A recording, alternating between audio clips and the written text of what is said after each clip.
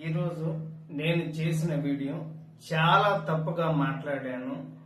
దయచేసి అమ్మ భారతి, జగన్మోహన్ రెడ్డి గారికి మీ ఇద్దరు కూడా దయచేసి నేను నిజం చెప్తున్నాను.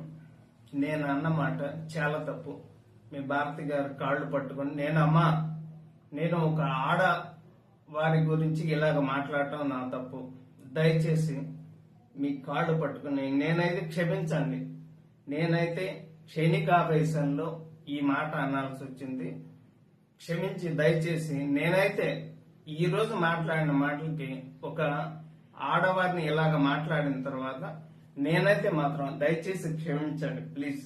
నేనైతే ఇంకనైతే వీడియోలు చేయదలుచుకోలేదు. నేను చేసిన పొరపాటు జీవితంలో ఇంకా నేనైతే చేయదలుచుకోలేదు. అమ్మ క్షమించు భారతి గారు, దయచేసి.